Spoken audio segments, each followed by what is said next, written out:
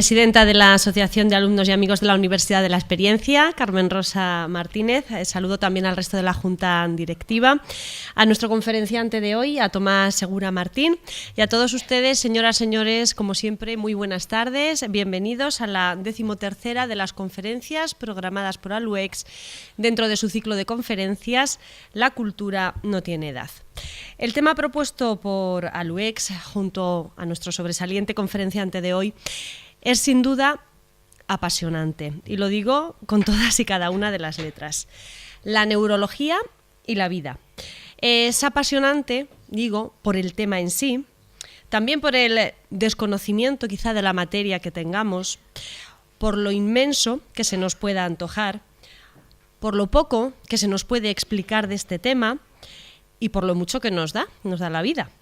Pero hoy será aún más interesante por la excelente elección, y tengo que decirlo así, que se ha realizado, por el conferenciante que nos acercará, esto es muy importante, nos acercará el mundo de la neurología a la sociedad, o al menos a los que hoy estamos aquí y estamos interesados en este asunto.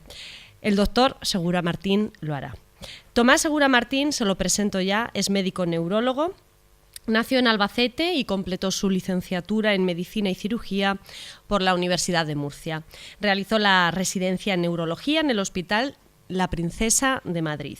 Es doctor en Medicina y Cirugía por la Universidad Autónoma de Madrid. Desde el año 2000 es médico especialista en el Servicio de Neurología del Hospital Universitario de Albacete, donde dirige la unidad de ictus del centro desde su apertura, y es jefe de servicio desde el año 2012. Tomás Segura ha fomentado el desarrollo de la investigación clínica en patología cerebrovascular. En la actualidad es el responsable principal de 30 ensayos clínicos internacionales y ha obtenido 8 becas de investigación competitiva en hemodinámica cerebral. Además, es profesor asociado de la Facultad de Medicina de la Universidad de Castilla-La Mancha, donde coordina la asignatura Neurología. Como investigador también destacamos esta faceta. Ha sido desde becario hasta director de grupo, ha firmado más de 140 artículos científicos en revistas indexadas y publicado 30 capítulos de libro. Por ir terminando, Tomás Segura, aunque podríamos seguir, es miembro de la Sociedad Española de Neurología, de la Sociedad Española de Neurosonología, European Stroke Organization, y participa en el Comité de Expertos del Plan Nacional de Atención Sanitaria al Ictus.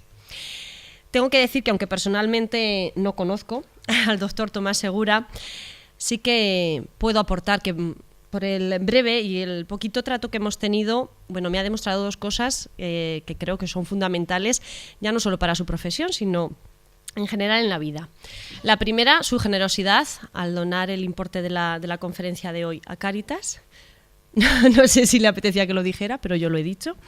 Y la segunda, pues su seriedad, su trato exquisito, el que me ha dispensado. Y estas son 2 cualidades, la generosidad, también la seriedad, ese trato exquisito hacia las personas, que yo creo que ha heredado, al menos a una de las partes que conozco, de su madre, de la persona que le ha dado la vida, y que seguro que se siente mucho más que orgullosa de su hijo por estas y otras muchas cualidades. Pues permíteme el que lo haya dicho. Bien, pues de la neurología, de la vida y de la neurología y la vida nos hablará hoy Tomás Segura Martín, al que le damos la bienvenida y le agradecemos, por supuesto, su presencia. Muchas gracias.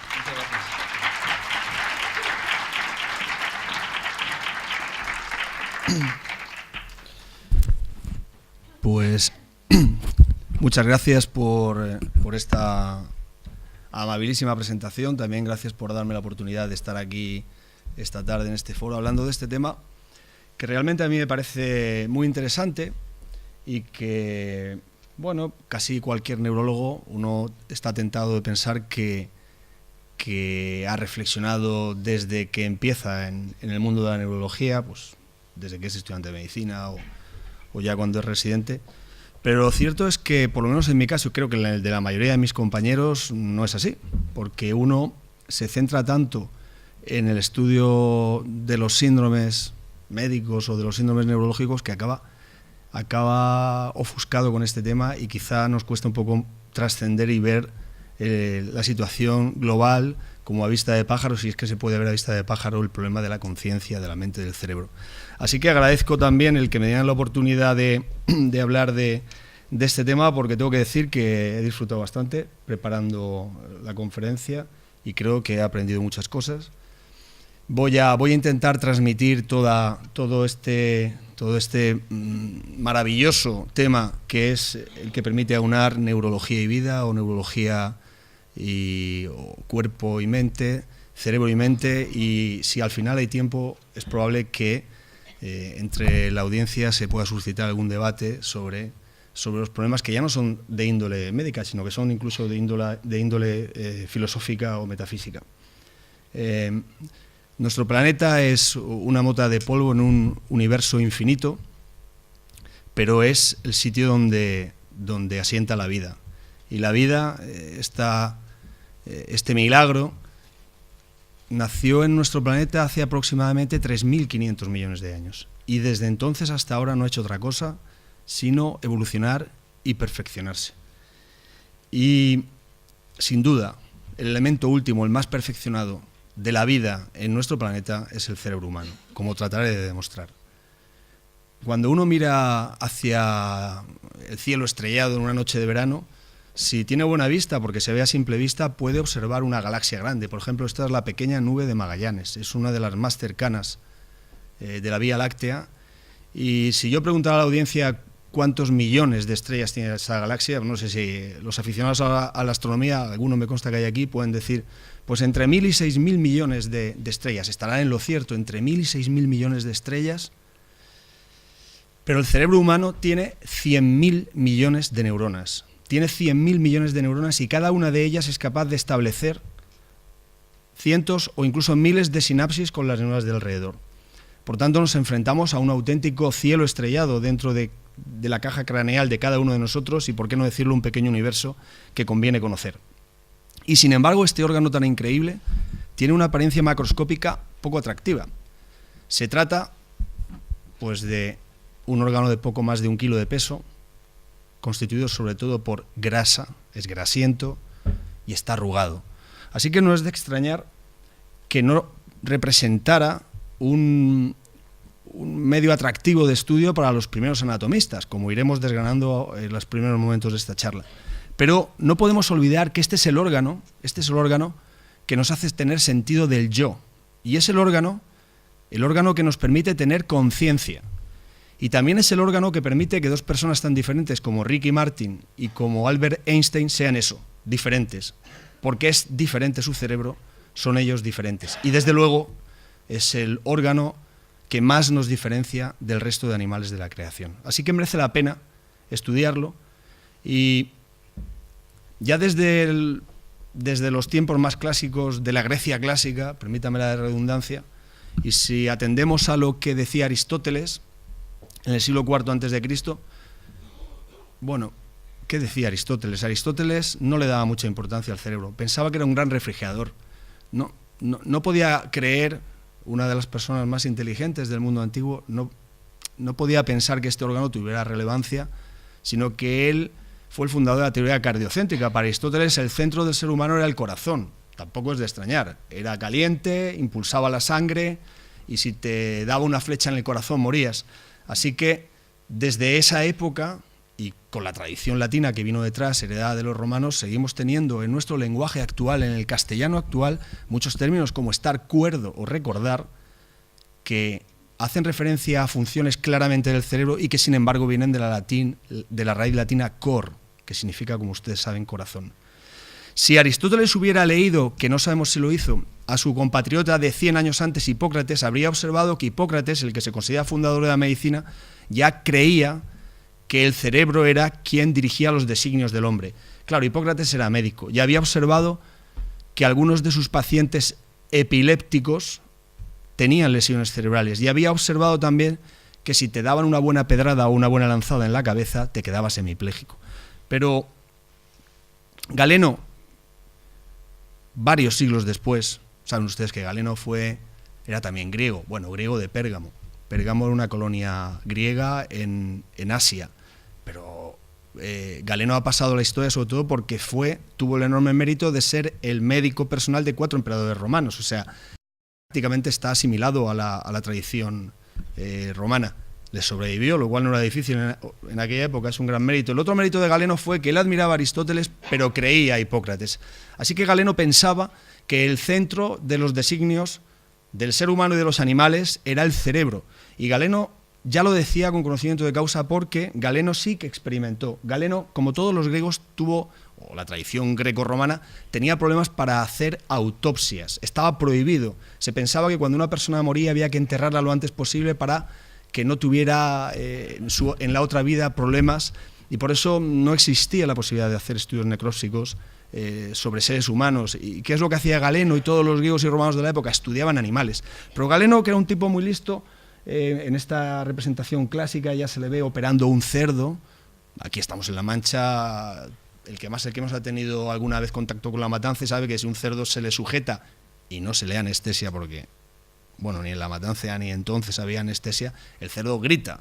¿Y qué observó Galeno? Que había 2 grandes troncos nerviosos que, saliendo de la cabeza y circulando por el cuello, si los seccionaba, el mismo cerdo asustado y gritón se quedaba en silencio, y dijo: estos son los nervios de la voz.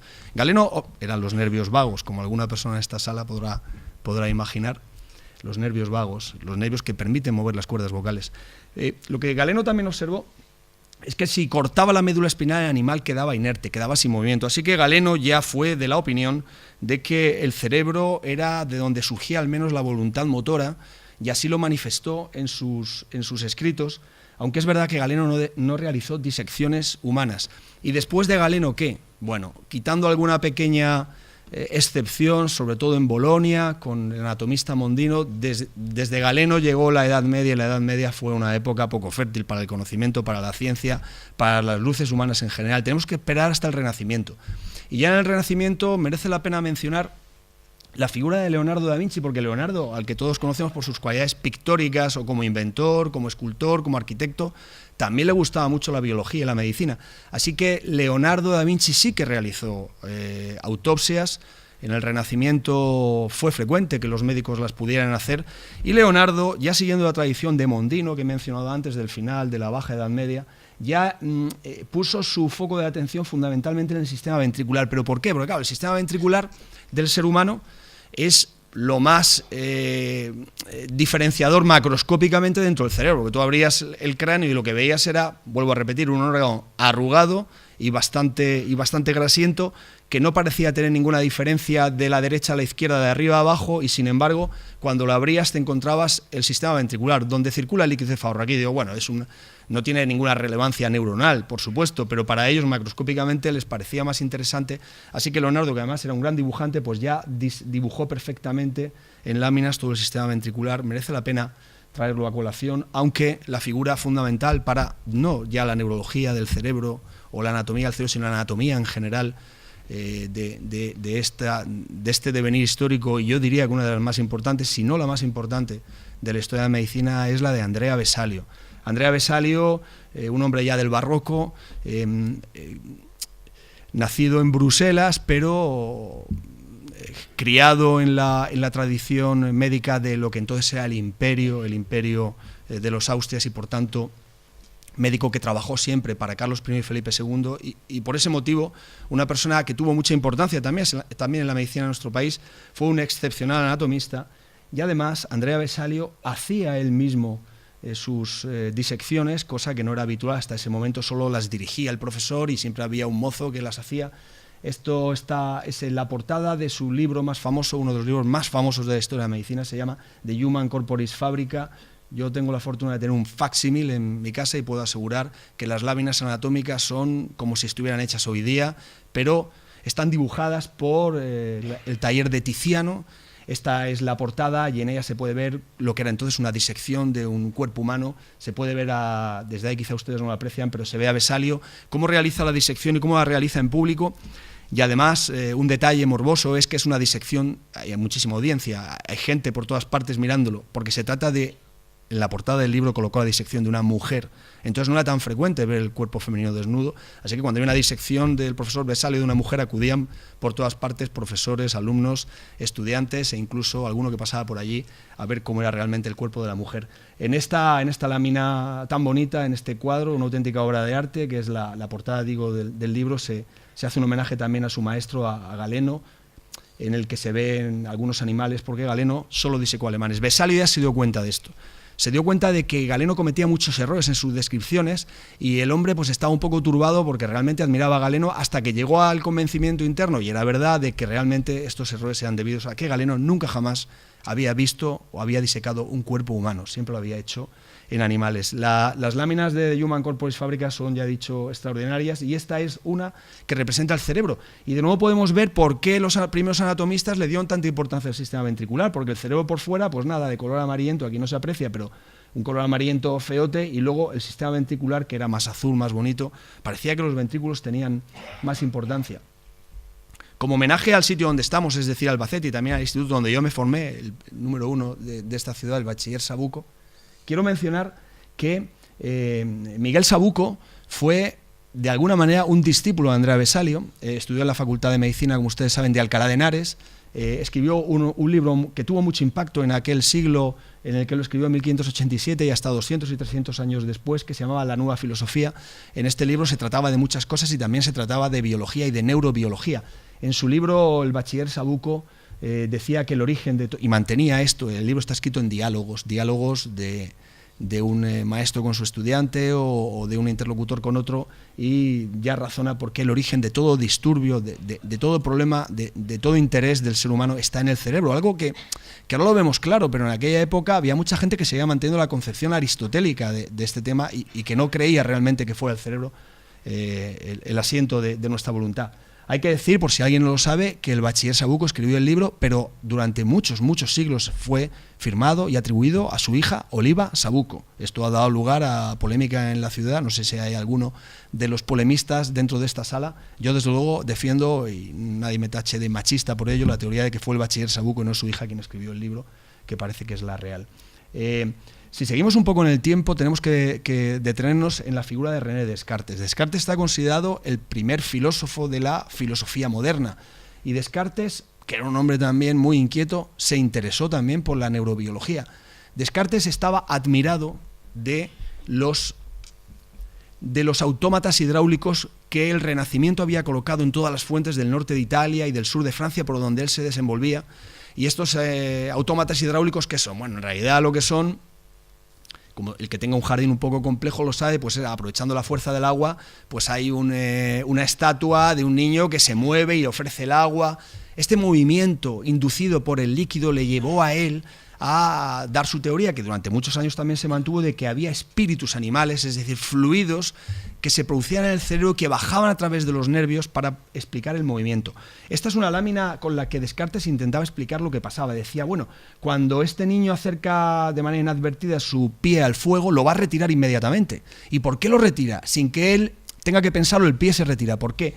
Decía, bueno, hay un filamento que llega aquí hasta la glándula pineal, y en la glándula pineal produce un líquido que baja a través de los nervios, y entonces este líquido mueve la pierna, y es lo que provoca el movimiento automático de la pierna. Descartes puso el origen de todos los espíritus animales, los fluidos que movían el cuerpo a través de los nervios, lo puso en la glándula pineal, porque, igual que sus antecesores, para él era llamativo que la glándula pineal, porque es única, está en el centro, encima del tercer ventrículo. Bueno, si me preguntaran como neurólogo qué importancia tiene la glándula pineal, no tiene ninguna. La glándula pineal es un problema más que otra cosa, porque determinadas personas desarrollan en ella pinealomas, tumores.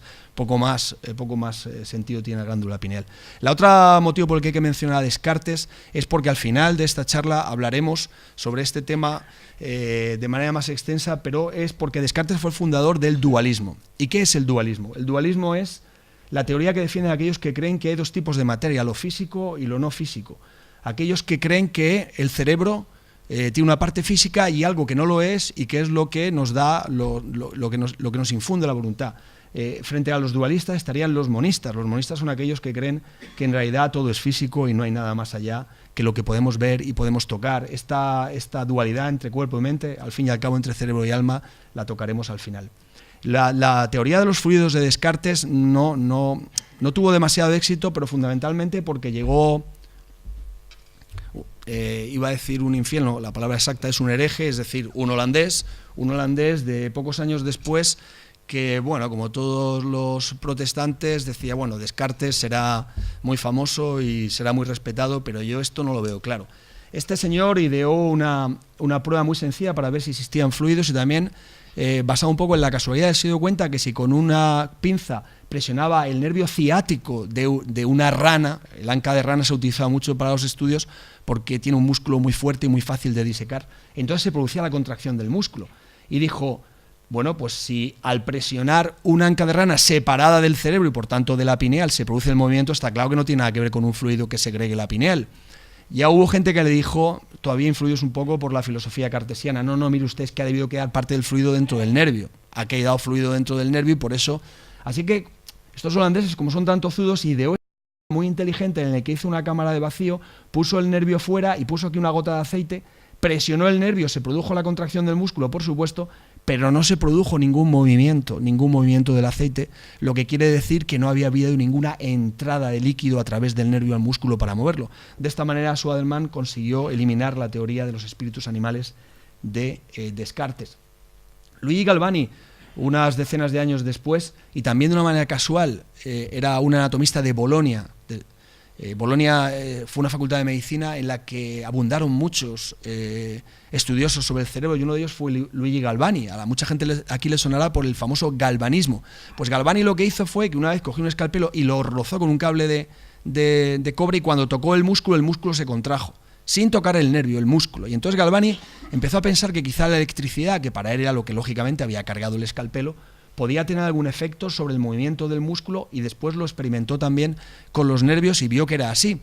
Así que Galvani, que luego se hizo famoso en toda Europa por el galvanismo, que consistía en que cuando ajusticiaban a alguien o alguien acaba de morir, llamaban a Galvani iba con una pila eléctrica y provocaba movimientos del muerto, porque lógicamente todos sus músculos todavía eran capaces de reaccionar al estímulo eléctrico.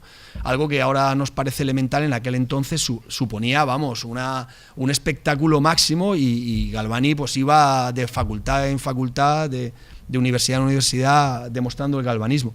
Dicen que, influida por los experimentos de Galvani y por lo famoso que se había hecho a lo largo de toda Europa, Mary Shelley escribió su famosa obra Frankenstein, que al fin y al cabo está basada un poco también en esto. Pero el problema del galvanismo y del estímulo eléctrico sobre el sistema nervioso venía de que, aunque Thomas Willis, y es la primera vez que sale un inglés en esta conferencia, es la primera vez que sale un inglés porque realmente Inglaterra entra un poco en el mundo civilizado a partir del siglo XVII, porque este médico Thomas Willis, que había disecado muchos cerebros humanos, Thomas Willis había escrito ya bastantes años antes que Galvani, había dicho una cosa que era la siguiente: yo he disecado infinidad de animales, yo he disecado infinidad de cerebros humanos y para mí la diferencia principal entre el cerebro del gato, del perro, del conejo y el del hombre es la corteza cerebral. Yo veo que el cerebelo y el tronco cerebral son iguales, no se diferencian en casi nada, pero la corteza cerebral del hombre es mucho mayor. Por tanto, para mí la diferencia entre el hombre y el mono está en el cerebro y más concretamente en la corteza cerebral. Claro, nadie le creyó. Y si alguien empezó a utilizar el galvanismo, es decir, el estímulo eléctrico sobre la corteza cerebral, decían, mire usted, si eso fuera así, ¿por qué yo estimulo el nervio ciático de una rana y consigo movimiento y estimulo la corteza cerebral de un ser humano o de un mono? Normalmente lo hacían con un animal, con un perro, con un gato, y no se produce nada. Yo creo que este inglés estaba equivocado. Y en estas estábamos hasta que llegó el señor Tantan. ¿Y quién era el señor Tantan? Pues también es un hombre famoso en la medicina. El señor Tantan era un francés que había nacido con un problema.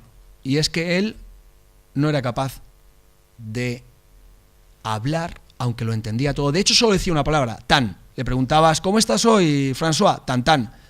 ¿Dónde está Tantan? Le llaman Monsieur Tantan. Monsieur Tantan era atendido por este médico, Pierre-Paul Broca, y el doctor Broca, francés, de París.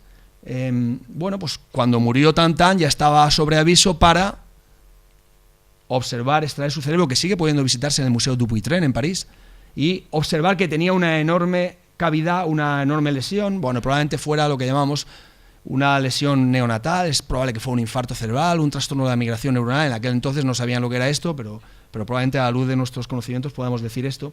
Y estaba en la parte izquierda del cerebro, y más concretamente estaba en el lóbulo frontal. Así que Broca presentó este caso y dijo que el lenguaje del ser humano asentaba sobre el hemisferio cerebral izquierdo, más concretamente sobre el lóbulo frontal. Bueno, esto fue entonces muy mencionado en toda Europa, y hubo otro médico alemán que se llamó Wernicke, que empezó a hacer también autopsias de personas que tenían el problema contrario. Hablaban perfectamente, pero no entendían lo que se les decía. De manera que aún hoy, en los libros de neurología, seguimos considerando la afasia de Broca la afasia motora pura, y la afasia de Wernicke la afasia sensitiva pura, es decir, cuando no se entiende, aunque se puede hablar. Y esto del lenguaje no es baladí, porque hay una cosa curiosa que tiene el lenguaje. Tiene dos cosas muy curiosas. La primera es que la neurología, ni nadie, ni la neurobiología ha sido capaz de decir por qué el lenguaje está en la parte izquierda. ¿Por qué está en la izquierda y no en la derecha? Si fuera al azar, de alguna manera tendría que ser 50-50, 55-45. Sin embargo, asienta sobre la parte izquierda. Es muy raro, excepcional, que esté sobre la parte derecha, incluso en zurdos. La segunda cosa que tiene el lenguaje, muy llamativa, es que cuando uno aprecia todas las adquisiciones del ser humano a lo largo de la evolución, podemos ver diferencia, evidentemente, entre el perro, entre un escarabajo, un lagarto, nos pasamos a un mamífero inferior, un mamífero superior, y vamos viendo una evolución hasta llegar pues a la destreza manual del ser humano. El chimpancé también la tiene, pero es menor, y desde luego pues tiene destreza el gato, que es capaz de darle a una puerta para abrirlo. Bien, ¿qué pasa con el lenguaje? El lenguaje es un todo o nada. Es decir, no hay ningún otro animal de la creación que sea capaz de hablar. No es que hable peor, es que no habla. Es decir, el lenguaje es una adquisición única del ser humano, no es una evolución, sino que es algo que aparece de repente y que es sin duda alguna la función cerebral que más nos diferencia de los animales. Y eso tiene importancia porque nuestro cuerpo se ha conformado de tal manera, no solo nuestro cerebro, sino nuestro cuerpo de tal manera para poder hablar, que nos ha dado algunos problemas. Para poder hablar yo tengo que emitir sonido, tengo dos cuerdas vocales en la laringe, y la laringe emite este sonido, pero lo emite muy flojito. Para que pueda salir mi voz aquí, además del micrófono, ser escuchada, tiene que ser amplificada. ¿Y cómo la amplifico? Tengo una faringe muy larga que está por encima de la laringe. Ya tenemos un problema. ¿El problema cuál es? Que el hombre es el único animal que puede atragantarse, porque yo cuando como, primero trago y debajo de lo que trago está la laringe. Tengo la epiglotis que me lo cierra, pero a veces la coordinación no es perfecta y me atraganto. Todos nosotros nos hemos atragantado alguna vez, ningún otro animal se atraganta. Es más, los niños pequeños no se atragantan, son capaces de mamar durante 1 hora seguida sin respirar del seno materno, y lo hacen porque en el niño que no puede hablar, todavía está la laringe por encima de la faringe. Cuando la laringe cae por debajo de la faringe, entonces podemos hablar porque tenemos capacidad de resonar y también podemos atragantarnos. Tenemos otras características en nuestro cuerpo que están pensados para que seamos capaces de hablar. Por ejemplo, no tenemos grandes asimetrías en los dientes, todos tienen el mismo tamaño, para que de esta manera podamos hacer oclusiones perfectas y los sonidos se emitan bien. Tenemos una lengua muy móvil y tenemos dos labios que son simétricos y perfectos y nos permiten vocalizar para hacer la B, la P. Estas letras se hacen porque tenemos estas características anatómicas, de manera que no solo nuestro cerebro, sino también nuestro cuerpo está pensado para el lenguaje. Así que el lenguaje no es ninguna tontería, es casi lo más importante del ser humano. Y dejando aparte el lenguaje, volviendo al desarrollo de cómo la ciencia fue capaz de poner en su sitio las virtudes y características del cerebro, tenemos que dar un salto unos años después y ponernos ya en manos de estos dos señores tan severos, con esa pinta tan severa, que eran, como no podía ser de otra manera, prusianos. Y uno de ellos, Fritsch, ejerció como médico en la guerra pruso-danesa. Y él observó una cosa, que desgraciadamente tuvo que atender a personas que habían recibido heridas de metralla tan terribles que le dejaban el cerebro al aire, expuesto. Y como no tenían otra cosa, él pasaba un paño con un antiséptico sobre la superficie cerebral y ¡zaca! De vez en cuando alguno movía el brazo. Y se dio cuenta de que contra lo que habían dicho los detractores de Thomas Willis, el cerebro sí que parecía tener una función motora. ¿Y por qué no lo habían encontrado antes? Ellos hicieron varios experimentos en el cerebro del perro y publicaron varios artículos científicos. Ya estaba la literatura científica en manos de la comunidad científica, y por eso se podían podía pasar lo que pasó aquí, ¿no? Que estos artículos de estos dos prusianos diciendo, oiga, mire, el cerebro del perro, que es esto de aquí, tiene una zona pequeñita, pero la tiene donde si la estimulamos aparece movimiento de sus patas. Llegaron a oídos de este señor David Ferrier, inglés, que dijo, sí, pues voy a probarlo yo en el mono. E hizo experimentos en el mono hasta que demostró qué zonas de la corteza cerebral del mono, que no eran muy amplias, pero qué zonas de la corteza cerebral del mono eran capaces de provocar una respuesta motora en sus extremidades, e hizo una analogía que no fue exacta, pero bastante parecida, sobre lo que podría pasar si esto ocurría también en el cerebro humano.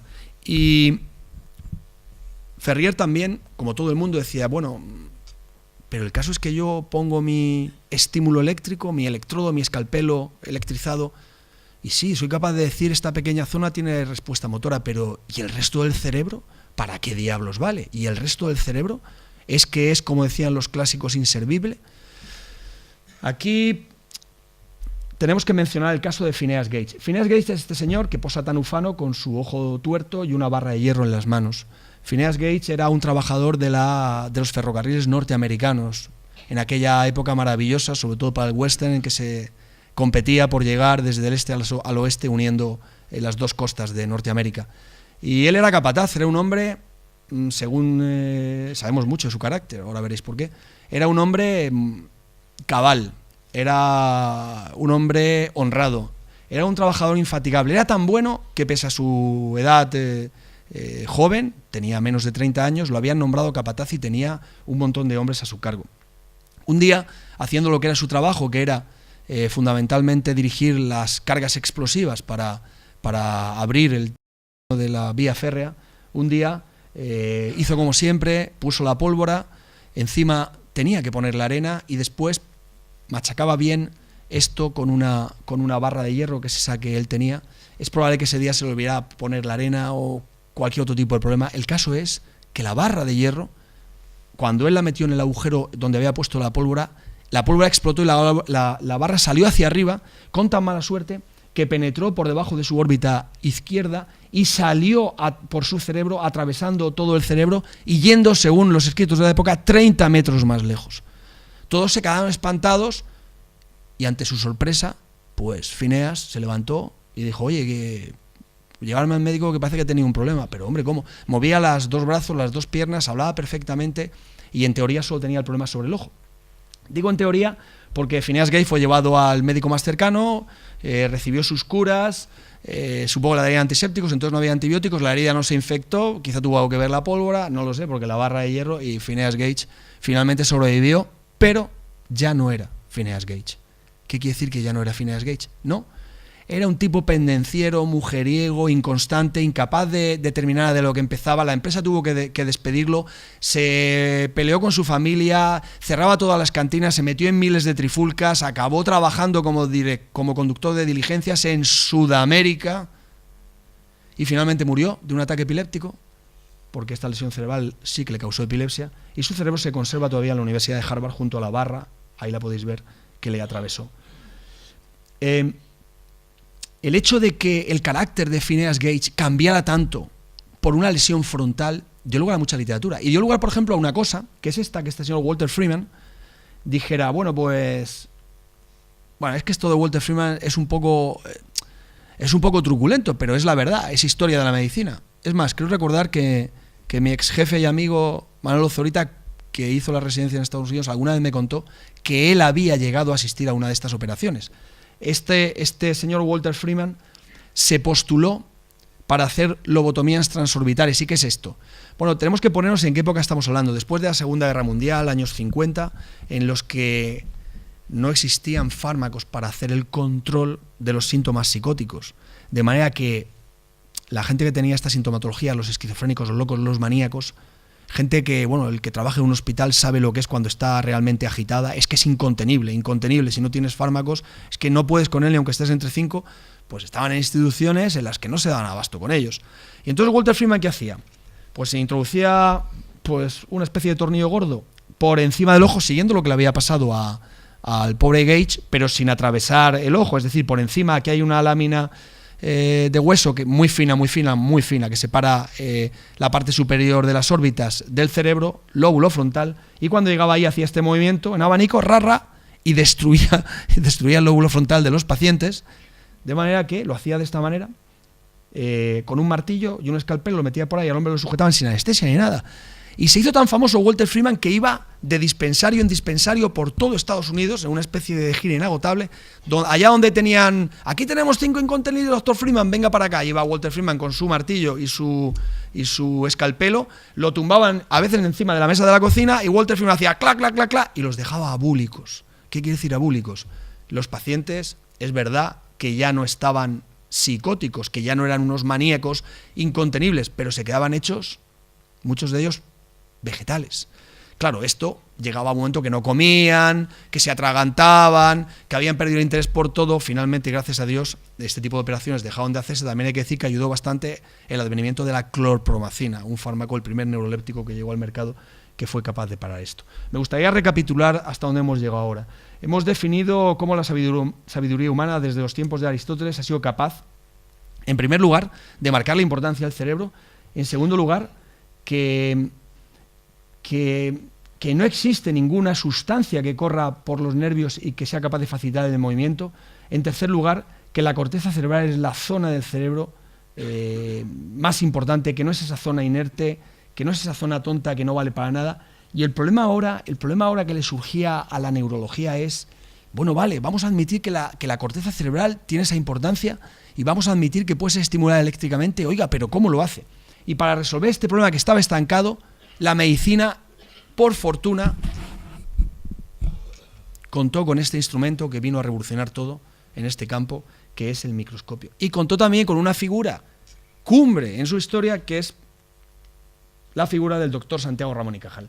Es importante decir que Ramón y Cajal es, sin duda alguna, el científico más importante que ha dado nuestro país y que además no somos conscientes realmente de lo que él fue capaz de decir, porque todos hemos visto la serie de televisión, hemos leído libros, pero realmente el problema es que cuando apareció el microscopio y los biólogos se enfrentaban al cerebro, si ellos creían en la teoría celular, porque ya lo habían dicho, oiga, los tejidos están compuestos de células, pero decían, ¿dónde están las células en el cerebro? Y cuando miraban el microscopio del cerebro, ¿qué es lo que veían? Veían una enorme maraña de fibras para arriba y para abajo, y lo que se impuso era la teoría reticular, que decía que nuestro sistema nervioso era un entretejido inmenso, sí, pero un entretejido de cables que conformaban una telaraña, una retícula complejísima, que era lo que provocaba el funcionamiento del resto del cuerpo. Y Ramón y Cajal, sus trabajos, su estudio, de esta manera tan increíble como lo hizo, ¿no?, con los medios y con la tradición nula de la que venía, probó en primer lugar que en el sistema nervioso central había células. Lo hizo con una tinción, modificó una tinción, la de Golgi, para ser capaz de decir, no, mire, aquí están las células del cerebro, que se llaman neuronas.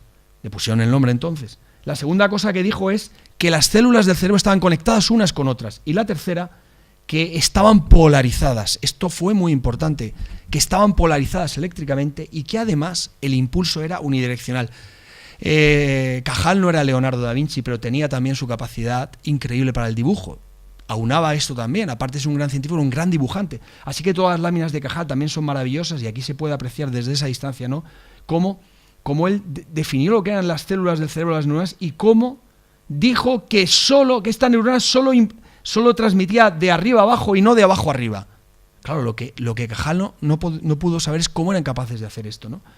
Este señor Edgar Adrián, británico de nuevo, tiene importancia en todo este desarrollo que vamos haciendo, porque él leyó a Cajal, fue capaz de aislar una neurona, lo hizo en un uso neuromuscular, pero da igual dónde y fue capaz de ver otra cosa muy interesante, que es que las neuronas responden también a un estímulo de manera todo o nada, no de una manera gradual, sino todo o nada, y que lo que hace que varíe la intensidad del estímulo, por ejemplo, sensitivo, si yo me rasco aquí, yo notaré más o menos el rascado, no porque haya una gradación en el encendido de la neurona, sino que lo que hay es un aumento de la frecuencia de disparo de esa neurona. Y otra cosa interesante que descubrió Adrián es que si yo sigo estimulando, sea cual sea la neurona, al final la frecuencia cae, es decir, se acostumbra. Esto es interesante porque nos está pasando a todos los que estamos aquí sentados. Todos nosotros tenemos ropa espero no me da cuenta que no sea así, encima de nuestro cuerpo y sin embargo no la notamos. No la notamos porque nuestras neuronas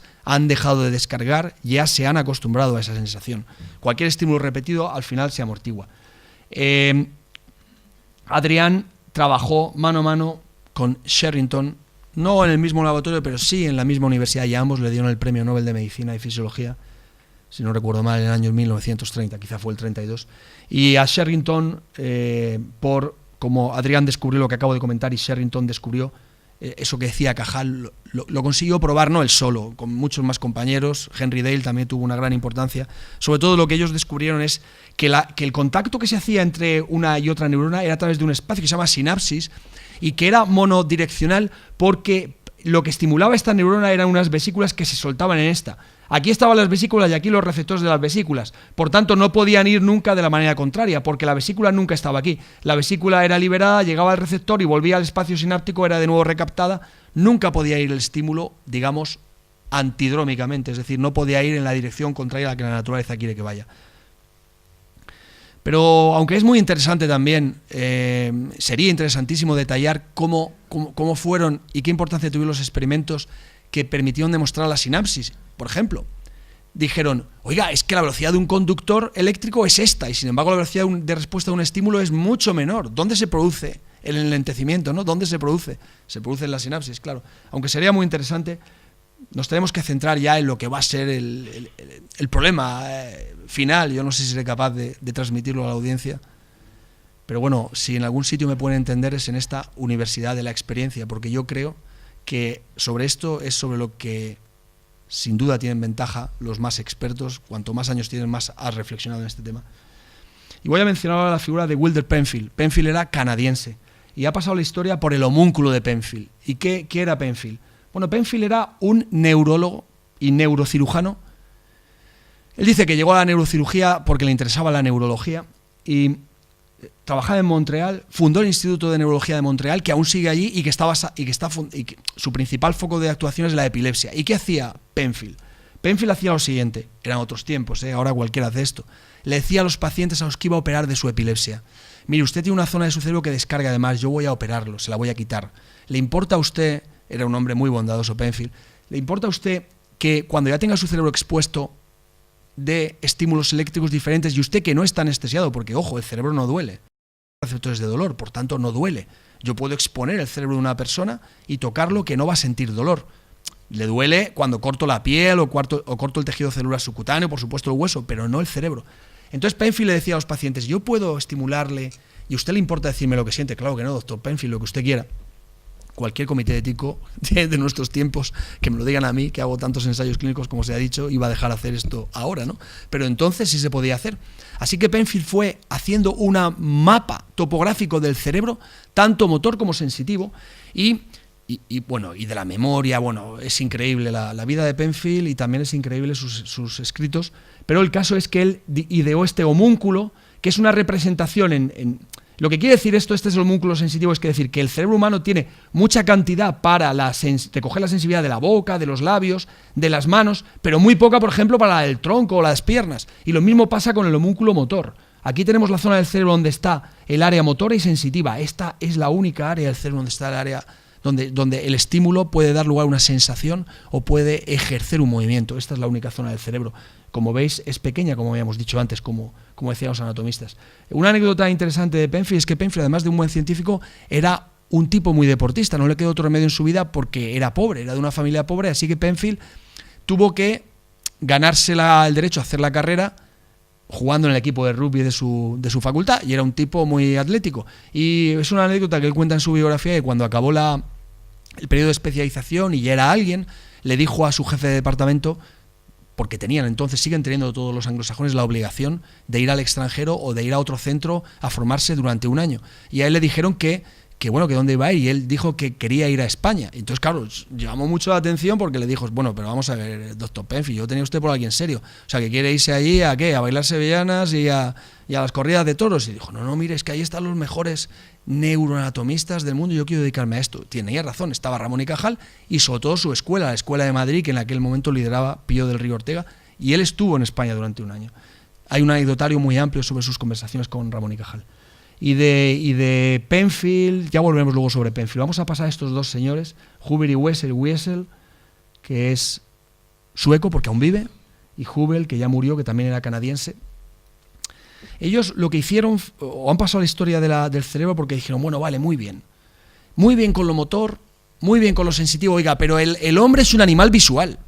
Si casi todo lo que a nosotros nos entra por la vista. Vamos a estudiar la corteza visual, vamos a estudiar el estímulo visual. Ellos hicieron un montón de experimentos sobre la retina, sobre el cuerpo geniculado lateral, que es una estación muy importante de la vía óptica, pero cuentan también una anécdota, pues es interesante esto de las anécdotas. Ellos lo que tenían era un gato, y al gato le daba un estímulo y tenían un electrodo puesto en una neurona del córtex primario visual.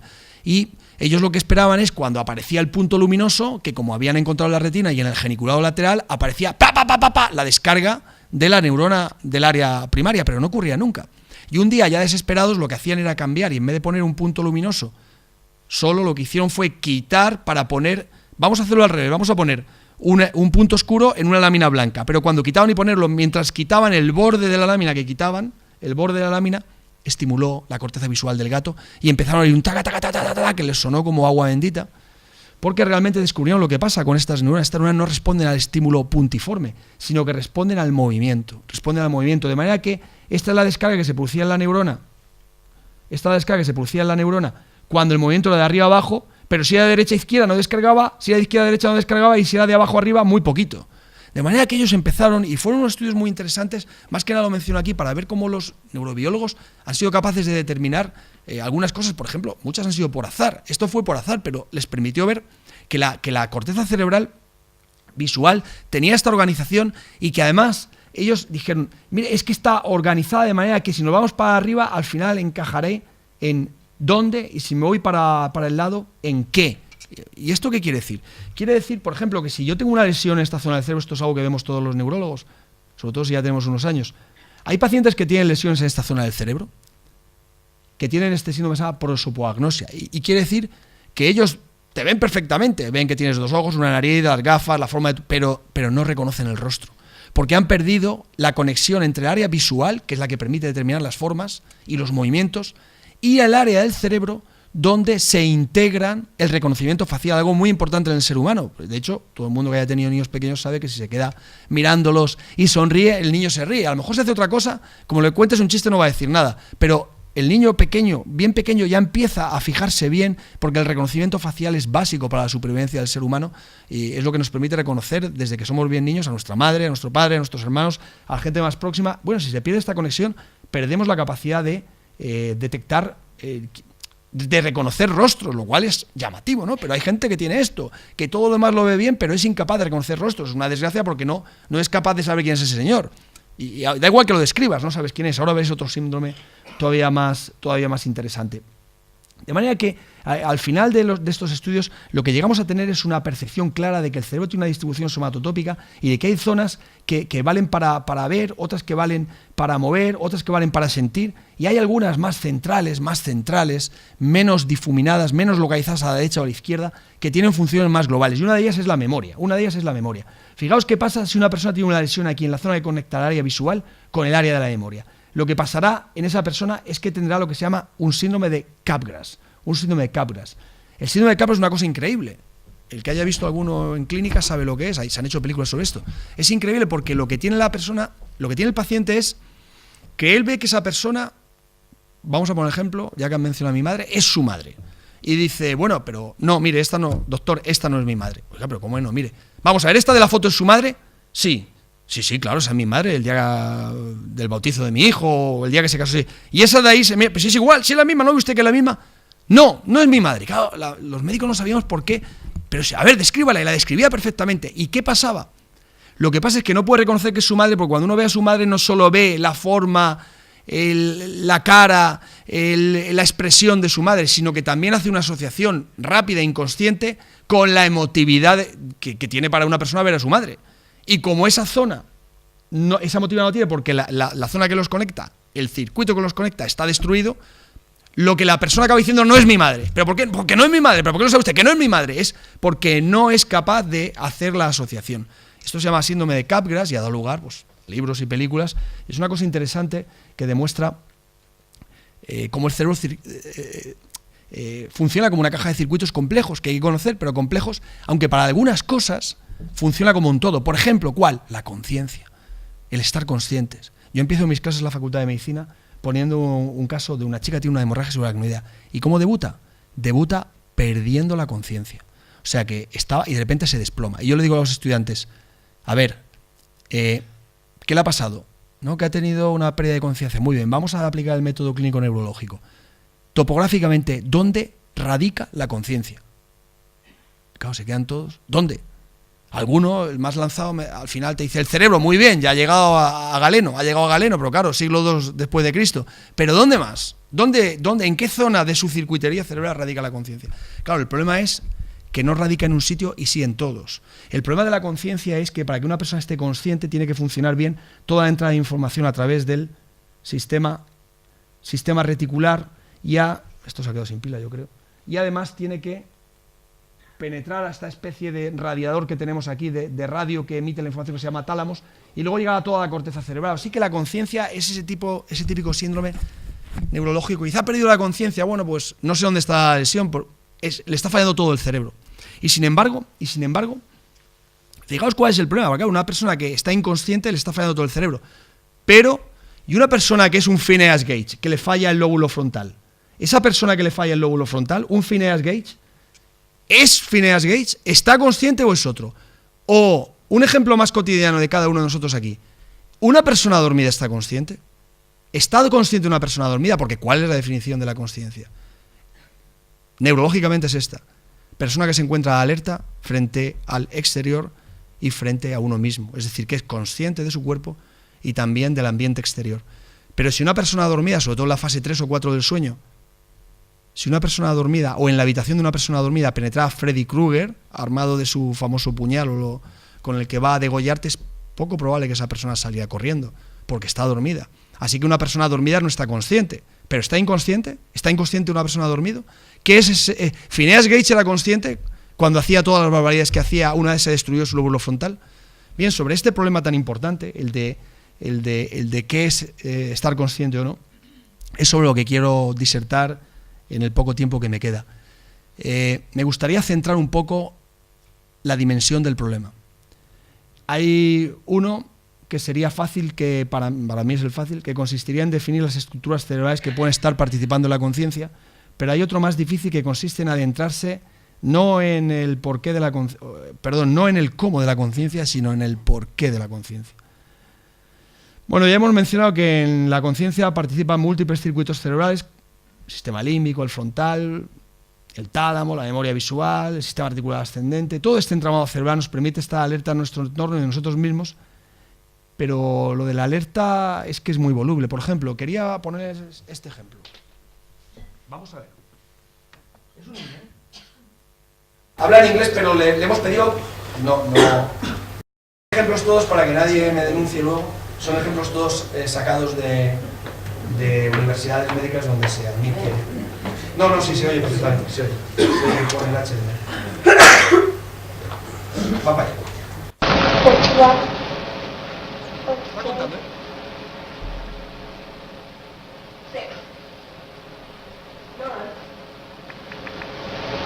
What number did I say to you?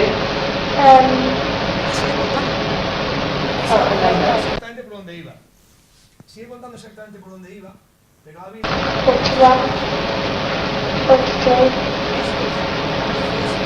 Es un ataque epiléptico.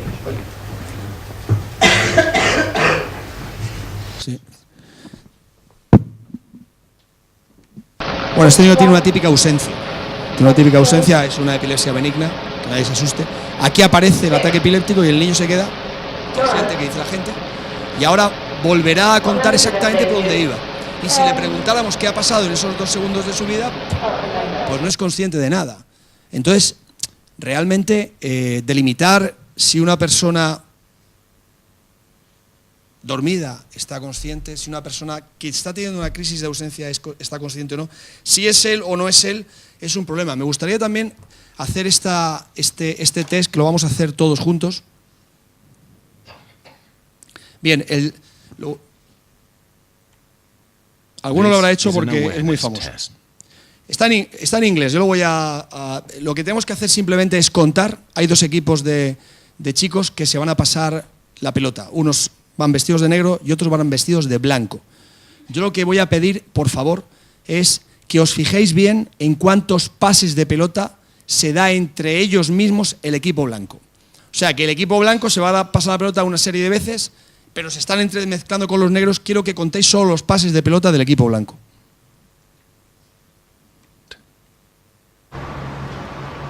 How many passes does the team in white make?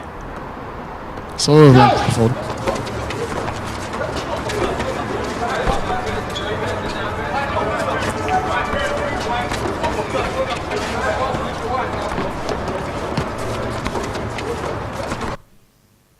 The answer is 13. Bien. ¿Quién había contado 13 pasos? Que levante la mano. La mayoría. Los que hayan visto al mono negro, que levanten la mano. Bien, solo ha visto una, que seguramente es la más joven aquí. Os pido que os fijéis bien en el mono negro. But did you see the moonwalking bear? Venga, vamos a ver al mono. El mono además se ha reído de nosotros, ¿eh? Mira el mono, míralo, ahí va a salir, ahí está. Toma mono. No se ve, ¿no? O sea que lo primero que tendríamos que delimitar es si una persona, cuando decimos una persona está plenamente consciente, ¿de qué estamos hablando? Porque, por cierto, este vídeo se ha utilizado en campañas de tráfico, sobre todo en países anglosajones, para explicar a la gente por qué no puede hablar por el móvil mientras está conduciendo, ¿no? Porque no pone atención, no ve el mono negro, que puede ser un niño que se está cruzando. Bien. La otra pregunta interesante en este campo en el que nos hemos introducido ahora mismo es: ¿la conciencia del yo es una facultad exclusivamente del ser humano? Porque, claro, ¿qué pasa si a un jaguar de la selva le ponemos un espejo? ¿Creéis que el jaguar se reconoce? ¿Reconoce que es él el que está al otro lado del espejo? ¿Sí o no? No. ¿Y un chimpancé? Sí, muy bien, exacto. El chimpancé sí. ¿Y sabéis cómo saben que el chimpancé se reconoce? Pues es muy sencillo. Cogieron a chimpancés y les dibujaron un enorme círculo rojo en la frente y lo pusieron delante del espejo. ¿Y qué hacía el chimpancé? Se intentaba quitar la suciedad. Claro, porque si no, tú no sabes si el chimpancé se reconoce o ha visto un congénere, como son tan sociables, y está intentando hablar con ellos. Hay algunas especies animales, los experimentos demuestran que el chimpancé, el orangután y los delfines, hay dudas sobre los elefantes, se reconocen. El resto de las especies animales no. Pero vamos a dar un paso más allá. ¿Y el chimpancé tiene conciencia de que yo tengo conciencia del yo? Lo que se llama una teoría de la mente. Es decir, el chimpancé sabe... Él es consciente de que es el mismo, pero sabe que el otro chimpancé que está al lado tiene una percepción de él mismo. Es lo que se llama teoría de la mente. Por ejemplo, se lo hacemos a los niños de esta manera. Esta es Sally y esta, bueno, da igual, Alicia y Sandra. Y Sandra coge la pelota y la pone en la cesta y después se va de la habitación. Pero cuando ya no está Sandra, Alicia coge la pelota, la saca de la cesta y la mete en el cajón.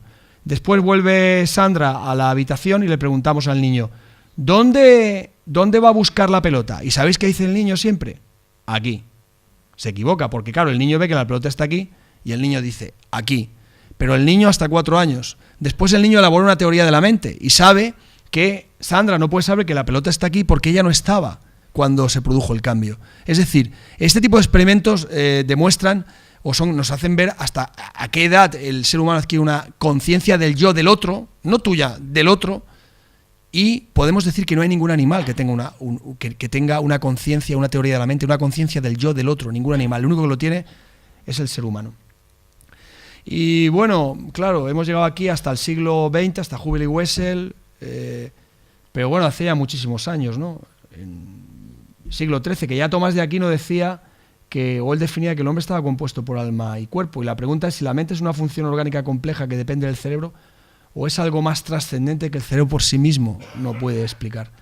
Los primeros que abordaron el problema de la relación entre mente y cerebro fueron eminentemente cartesianos. Aunque ahora nos pueda sonar extraño, todos ellos premios Nobel, Charles Sherrington, Edgar Adrian, John Eccles, Wilder Penfield, los científicos que dominaron el panorama de la neurología y la neurobiología de comienzos del siglo XX, todos eran dualistas.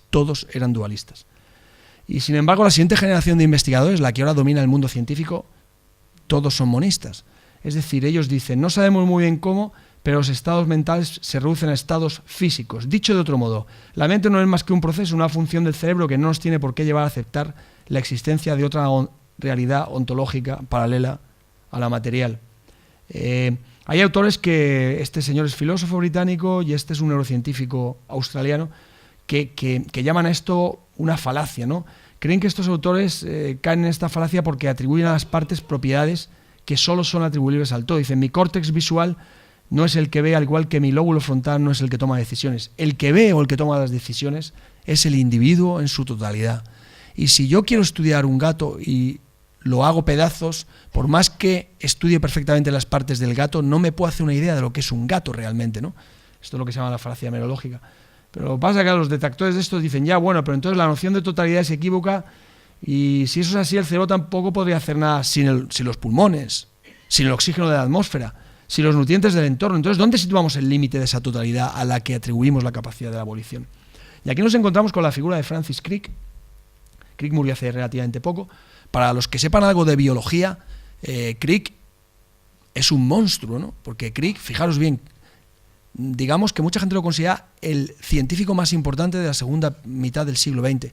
Francis Crick fue un biólogo brillante que se planteó cuando terminó su carrera en qué quería hacer, y él dijo, ¿cuál es el problema más importante al que se enfrenta la biología? Es cómo se transmite la vida. Entonces no se sabía, y dijo, bueno, pues me voy a dedicar a esto. Y Francis Crick se dedicó a esto y por esto ganó el premio Nobel en el año 1953 junto a su compañero Watson, porque descubrió el ADN. Watson y Crick son los descubridores de la doble hélice de la vida, el ADN. Y sin embargo Crick, que esto lo descubrió cuando tenía menos de 50 años, dedicó el resto de su vida científica a lo que él consideraba el problema mayor, que no era ese. El problema mayor, aquí tenemos ya a Crick mayor y detrás de él un cerebro. Para él el mayor problema era dónde radicaba la conciencia dentro del cerebro, y se dedicó a ello en cuerpo y alma. Se mudó desde la Universidad de Cambridge, donde había hecho los estudios sobre el ADN, y se fue a Estados Unidos para trabajar donde trabajaban Hoover y Wessel, que eran los más experimentados, como hemos visto antes, en el estudio de la corteza cerebral visual en este campo. Bueno, Crick trabajó hasta el final de sus días y no consiguió, al final tuvo que rendirse, no consiguió, pero escribió este libro, La búsqueda científica del alma, del año 1994, que dijo, atención, usted, sus placeres y sus penas, sus recuerdos y sus ambiciones, su sentimiento de identidad personal y de libre voluntad, no son de hecho más que el comportamiento de un enorme conjunto de células nerviosas y de las moléculas que éstas llevan asociadas. La idea que tenemos de nosotros como personas es tan errónea como la idea que tenían los antiguos de que el Sol giraba alrededor de la Tierra. Y por tanto esta concepción desaparecerá dentro de unos cientos de años. Así, los instruidos creerán que no hay un alma independiente del cuerpo y por consiguiente que no hay una vida después de la muerte. Crick mencionaba también el problema de la libertad y decían que no somos libres. Es nuestro cerebro quien se encarga de hacer planes y hasta menciona áreas cerebrales potencialmente implicadas en la generación de la sensación de libre albedrío. Claro, probablemente Crick exageraba. Por cierto, sería interesante hablar con él ahora, porque como está muerto, a lo mejor nos podría desvelar la verdad, ¿no? Pero que yo sepa, todavía no se ha desdicho ni ha mandado ninguna carta al director a ninguna revista. La verdad es que parece que Crick exagera un poco en su método reduccionista. El método reduccionista es el que se ha impuesto en la ciencia, que es que para estudiar un problema complejo lo hago partes diferentes y entonces me centro en intentar explicar las partes para así llegar al todo, ¿no? Pero claro, aplicar esto en biología y con más concretamente a la mente da problemas. Yo la verdad quiero creer que Francis Crick, con todo su peso, está equivocado, pero tengo que reconocer que tengo un problema y es que soy neurólogo y me enfrento a situaciones tan peculiares como que yo he tenido pacientes que eran maravillosas personas, padres amantísimos de familia, un poco lo que pasó a Phineas Gage, ¿no? Y a los que simplemente yo mismo les diagnostiqué una enfermedad de Parkinson y yo para aliviar su Parkinson le di una medicación dopaminérgica que aparentemente le iba muy bien porque mejoró mucho su función motora y cada vez que venía a la consulta, me ha pasado con varios pacientes. Claro, con el primero no lo pregunté, después ya lo sabía y lo preguntaba siempre. El paciente, a lo que yo podía medir, era maravilloso. Su bradicinesia, su temblor, su rigidez había disminuido. El problema es, queridos amigos, que había desarrollado una ludopatía que le llevaba a jugarse todo. Se jugaba su sueldo, su casa y hasta su mujer si hubiera podido jugársela. Y cuando digo que se lo jugaba, es que se lo jugaba en las máquinas tragaperras o en aquello que cayera cerca de él. Y ha ocurrido auténticas desgracias familiares, ¿no? Por este tema, porque esa persona, simplemente porque yo le doy una sustancia química diferente a la que su cerebro está acostumbrado, deja de ser él, se convierte en otro tipo, un tipo intolerable para la familia, que lleva a su mujer a separarse de él y a sus hijas a abjurar de él. De manera que realmente cuando uno se plantea estos problemas, llega a plantearse también si Crick no tendrá razón. Fijaos, esta es una cirugía de Parkinson habitual, de las que hacemos en el hospital de Albacete, con una estimulación profunda del núcleo subtalámico. Esto es un cerebro, esto es un escáner, esto es una radiografía simple. En una radiografía simple se ve como el metal llega hasta aquí, hasta el núcleo subtalámico. En el escáner se ve mejor, y si lo vemos en una resonancia todavía lo vemos mejor.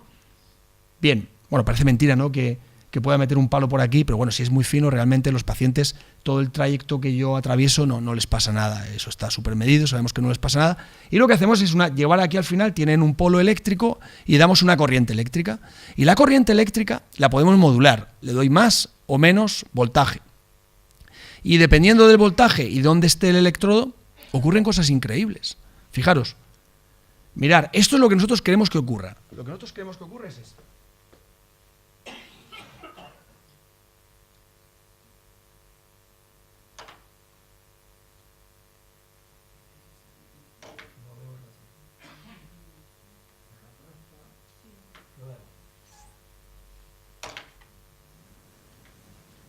Así que esta es una paciente parkinsoniana típica con su temblor. Ahora cuando se levante veréis también que tiene dificultades para caminar. Y es antes de la cirugía.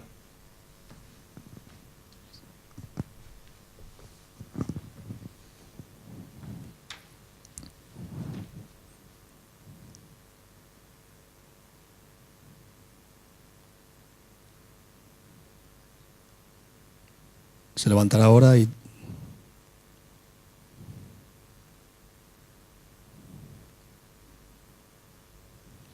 Bueno.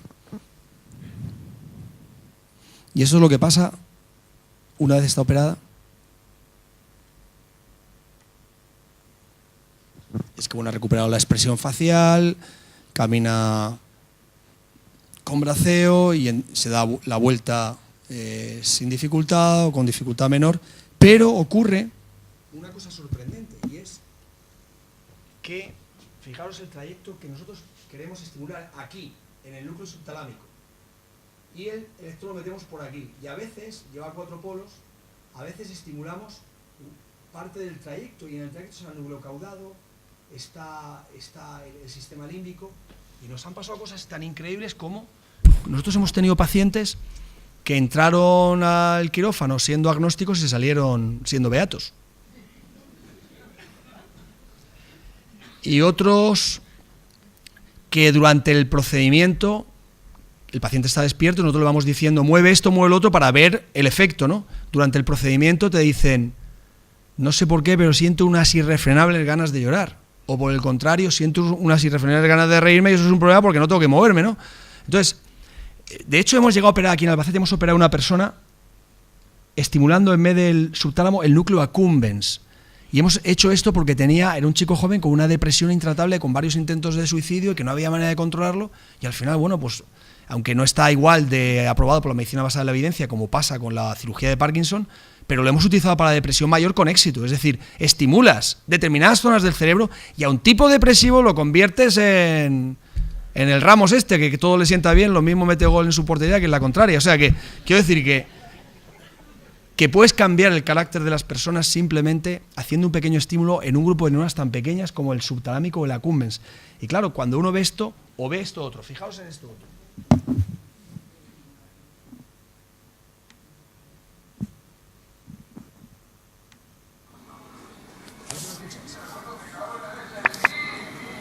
Un paciente nuestro.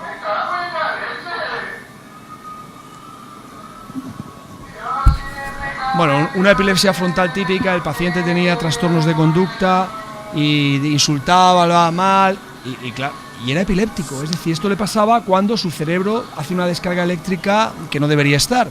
De manera que incluso la conducta inapropiada,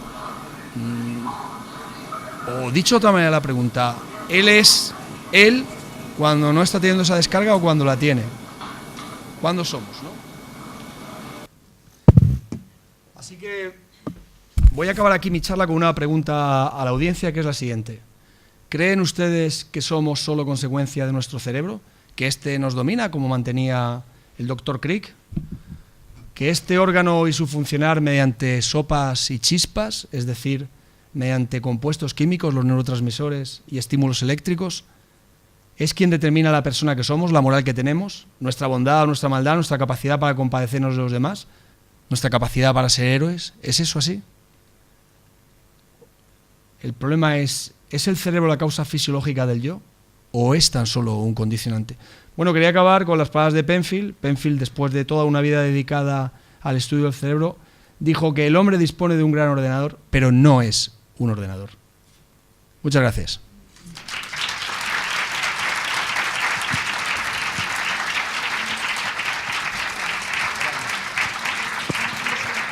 Preguntas.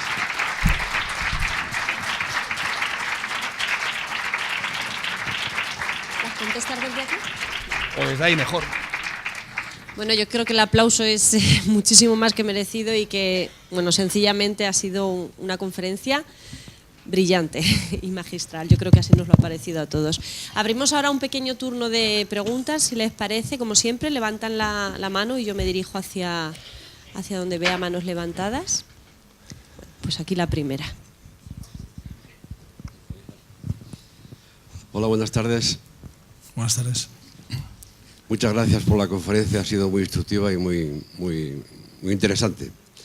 La pregunta que yo voy a hacerle es que se refiere a que hace un tiempo ya, leí un artículo en una revista que hace referencia a un estudio de una universidad americana, no sé si era el Caltech o el MIT o no sé, una de ellas, o el Stanford, en la que se refería a una investigación que habían hecho y que afirmaban o desdecían un poco lo anterior en cuanto a lo que se refiere a que el cerebro, esas 80.000 millones o 100.000 o 100.000 millones de células, de neuronas, que se iban perdiendo,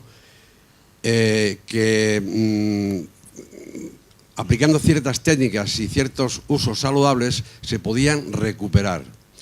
Quería saber si esto es cierto o no, si se refería a las neuronas o a las conexiones sinápticas. Y si es cierto, el paradigma, o era solamente un frenado de la instrucción. Sí, el paradigma clásico ha sido que el tejido cerebral no tiene mitosis, no se reproduce y por tanto que para prevenir la pérdida de función, de capacidad, lo que tenemos que hacer es estimular la creación de nuevas sinapsis. Sin embargo, esto está en revisión a día de hoy. Está en revisión porque se ha visto que sí que existe producción continua de neuronas en la zona más profunda del cerebro, lo que llamamos la zona subependimaria. A efectos prácticos probablemente sea muy difícil que esto tenga o pueda representar algo en ese universo de 100.000 millones de neuronas. Pero a efectos de la investigación es muy importante porque, claro, si nosotros tenemos en el tejido cerebral adulto la capacidad de extraer, o sabemos que ese tejido es capaz de producir neuronas, sí que podemos estimularlo a través de lo que se llaman sustancias tróficas y de hecho la neurología reparadora, la neuroreparación, que es lo que ahora está de moda, por ejemplo yo me dedico mucho al infarto cerebral, después del infarto cerebral siempre nos habíamos centrado en romper el trombo cuando se ha producido lo antes posible o limitar la cascada de destrucción retardada que se produce en un cerebro cuando ha sufrido isquemia. Pero a veces, pese a todos nuestros cuidados, o porque el paciente llega tarde o porque tiene mala suerte, se produce una lesión muy grande. Ahora estamos en cómo podemos regenerar la zona lesionada. Y hay dos maneras de regenerarla. Una de ellas es cojo células madre de otro sitio, células totipotenciales que podrían hacerse neuronas y las inyecto dentro de esa zona. O la otra es cojo productos tróficos, es decir, sustancias que circulan por el cuerpo que fomentan la reproductibilidad de las células y la inyecto porque subependimariamente sí que va a haber la capacidad de producir células.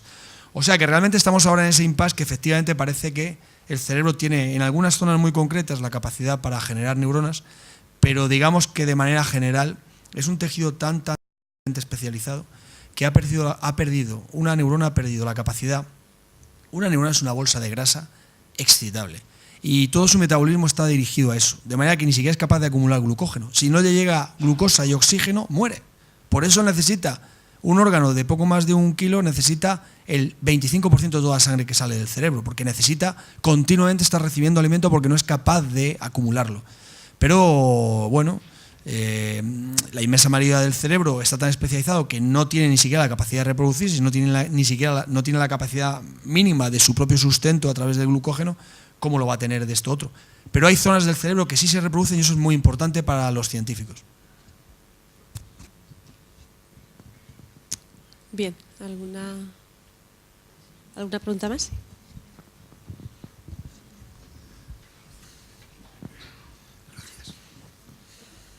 Buenas tardes. Doctor Segura, felicidades por la extraordinaria conferencia que nos acaba de ofrecer en todos los ámbitos históricos y luego al final con esa pregunta realmente de la conciencia. Bueno, han lanzado la pregunta. Yo no la sé, ojalá lo supiera, pero la intervención que quería hacer, aparte de felicitarte profundamente y con intensidad, es acerca de la polémica que ha surgido y va a surgir, si no está surgiendo ya, a través de, que es la de Oliva Sabuco de antes y la de Don Miguel Sabuco, acerca de la autoría de ese libro, Historia. Yo me he declarado miguelista. Ya te he oído perfectamente, pero es que ahora mismo ha salido recientemente un librito, se llama Musa Décima, no sé, algunos autores quizá le conozcan, por un autor gallego, pero bueno, es una novela, una novelada, y en la cual lo que sí es cierto es una cosa, que ella coincidió, Lope de Vega conoció este libro cuando firmaba y se creía que era ella la autora, y la llamó Musa Décima, la décima musa le llamó Lope de Vega, es decir, llegó a conocerla y la conoció en vida. Esto ha levantado unas polémicas que yo no sé, están ahora mismo, por ejemplo, el Instituto de Estudios Albacetenses a tortas con esto, quiere decir, hay unos autores que que creen firmemente que es la hija la autora y que luego el padre, hay un documento, el documento es el testamento que dice que el autor era él.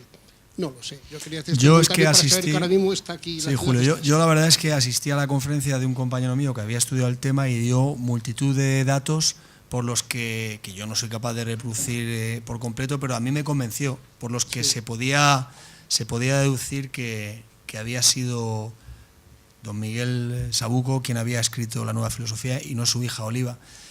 Pero bueno, yo creo que qué más da, ¿no? Realmente qué más da. Lo que sabemos es que había un albaceteño o albaceteña de Alcaraz que allá por aquellos lejanos años pues escribió un libro que fue referencia en toda Europa durante muchos siglos y que aquí en nuestra ciudad tenemos el Instituto Bachiller Sabuco, que bueno, sí que ha habido también polémica dentro del instituto por si se cambiaba el nombre o no, pero bueno, creo que de momento han decidido dejarlo con el nombre de Bachiller Sabuco, pensando que es Miguel Sabuco el que tenía el mérito y no se lo había apropiado de su hija. Bueno, esto es una polémica que... Sí. Bueno, ya digo, yo me declaro miguelista porque me convenció aquel compañero, pero tampoco tengo un criterio propio, solo el que me han dado. No, yo tampoco lo tengo, pero al final sí que quería coincidir contigo. Estamos en Albacete, esto ocurrió en Alcaraz y fueron albaceteños lo que lograron influir con este libro fantástico de filosofía. Gracias. A ti, Julio. Gracias.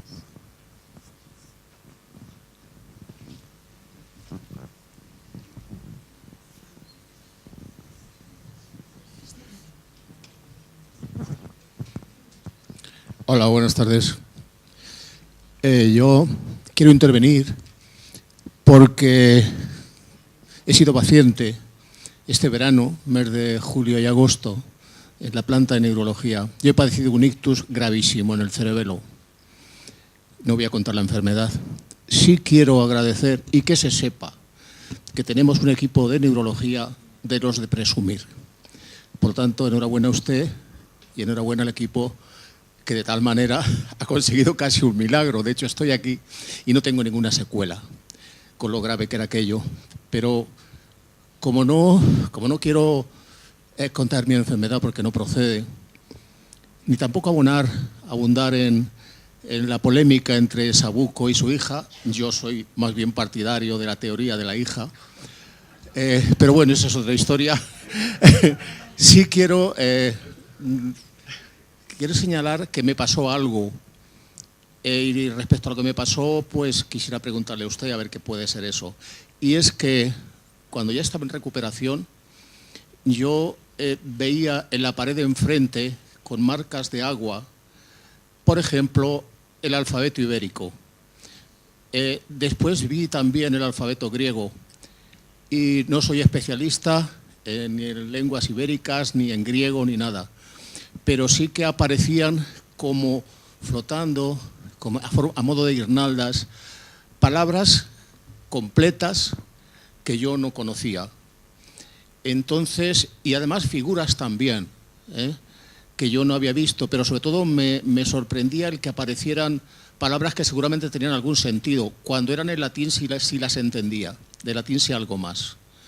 Entonces yo le pregunto si es posible que eso, porque yo se lo pregunté a uno de los médicos que me operó, había sido alumno mío, y tenía cierta confianza para preguntarle. Me dijo, es que no sabemos nada en cierta manera, cosas que pasan. Pero yo le pregunto a usted, ¿es posible que algún tipo de sabiduría acumulada se pueda transmitir más allá tenga cuidado, de la persona? Interrumpo, tenga cuidado con su alumno porque es totalmente miguelista, que es francés. El doctor Hernández, lo digo para que no saque este tema, que el doctor Hernández, que es el doctor Hernández, refiere, justamente el que es totalmente miguelista. O sea, que tenga cuidado con eso cuando lo mencione, porque usted es de Oliva. Verá, el doctor Hernández, que también ha sido alumno mío, claro, es mucho más joven que nosotros, y yo creo que esto es un tema de reflexión ya a la propia edad a la que yo voy entrando. Y bueno, voy a poner un ejemplo a ver si vale. Resulta que Wilder Penfield, este neurocirujano canadiense tan increíble en su vida y su biografía, que es recomendable, él, como hacía estas cosas con los pacientes, y los pacientes le contaban, tuvo un paciente que le describió. Era un hombre que había sido de profesión albañil, y entonces le describió con total detalle un ladrillo.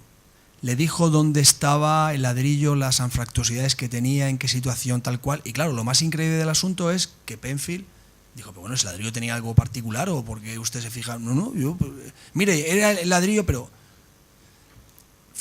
tuvieron la fortuna de que la casa que había construido este hombre y donde había mencionado el ladrillo, pues se derrulló, y pudieron recuperar el ladrillo y era exactamente como lo había descrito el paciente. Lo que quiere decir que cuando yo miro algo, de alguna manera esa información, por increíble que nos parezca, queda en nuestro cerebro. No puedo evocarla conscientemente, pero está ahí. Así que yo creo que lo más probable para explicar esto que le pasó a usted, si no queremos dar una explicación metafísica o esotérica, Sandra, hay que quedarse con que usted en algún momento de su vida ha puesto su vista sobre el alfabeto ibérico. Y de hecho hay algo que me hace pensar esto, que es que si no, ¿por qué lo identificó como alfabeto ibérico? Porque si no, podría haber dicho, he visto unas cosas raras y no sé lo que son.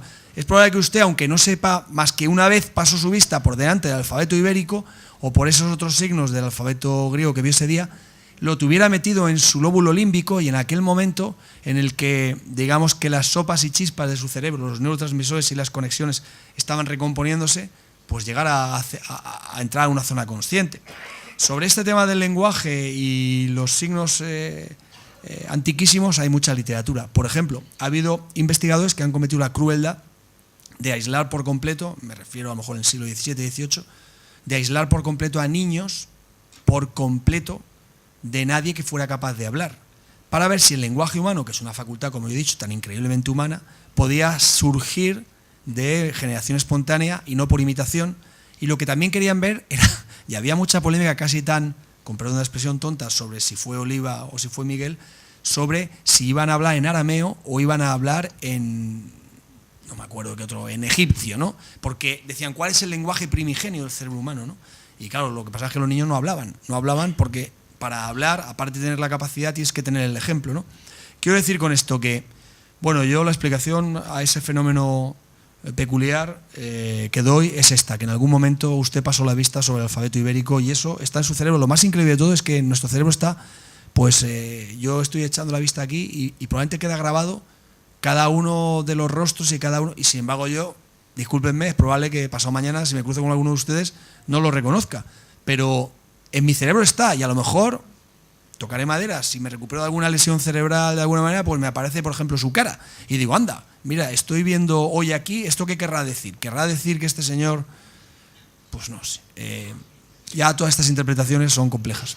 Sí, no, si yo la pregunta era, pues esa duda que yo tenía, porque Digo que sí, claro que yo identificaba el alfabeto ibérico, podía ser fenicio, que se parecía mucho. Sí, el griego lo identificaba más, pero vamos, que no tengo conocimientos de griego como para ver que ya se formaban, las letras iban componiendo y formando palabras inteligibles, palabras que eran posibles pero que yo no había visto en mi vida. Y aparte de otras cosas que no quiero seguir más, y yo la pregunta concreta era si es posible la transmisión de un conocimiento de lenguas, de lo que sea, que trascienda a la propia vida de la persona. Es decir, simplemente como si eso se heredara, simplemente era la pregunta esa. Desde el punto de vista de la medicina eso no se puede explicar. Claro, ya entramos en este terreno. Es que de verdad no sé si yo, probablemente no he sido capaz de transmitir porque es difícil darse cuenta de esto, pero el problema más importante de la biología y de la ciencia en este momento probablemente sea ese. Es decir, ¿dónde radica la conciencia del yo? ¿Qué es lo que forma la mente del ser humano? Si finalmente solo somos, como dicen los científicos más extremos, pues consecuencia de nuestra carga cerebral o no. O si somos solo consecuencia de nuestra carga cerebral, pues ¿quién es imputable desde el punto de vista de la imputación o de la imputabilidad? Y si eso es así, pues ¿para qué forzarse dando el ejemplo a tus hijos y procurando que tengan buenas enseñanzas, ¿no? O a lo mejor me dice el científico monista, no. Eso sí, porque las buenas enseñanzas van a entrar en su hipocampo y posteriormente harán más fácil que sea o se comporte de la manera que tú consideras que es favorable. Pero vaya, yo una explicación científica ahora mismo para lo que usted le ha pasado no tengo otra que la que ya le he dado.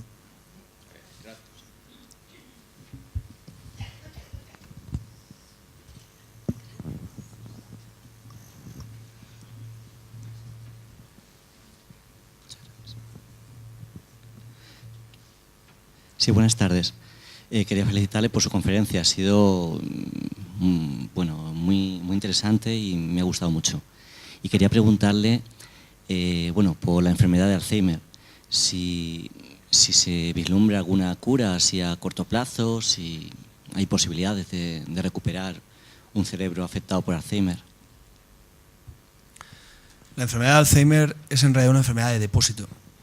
Sabemos que lo que se produce en el cerebro de las personas con Alzheimer es el depósito de fundamentalmente dos proteínas anómalas, la proteína tau y la proteína beta amiloide, que se acumulan de manera inesperada y masiva en las neuronas y acaban por destruirlas.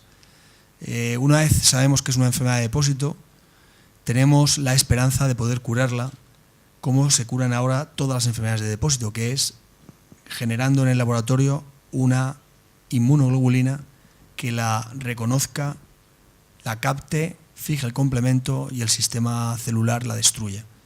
Claro, esta es mi predicción, lo logrará la medicina antes de 10 años. Y antes de 10 años habrá, esta es mi predicción, un tratamiento farmacológico para la enfermedad de Alzheimer. El problema al que nos enfrentamos ahora mismo es que cuando ya ha dado la cara clínica, la destrucción del cerebro es tan importante que el tratamiento no es efectivo.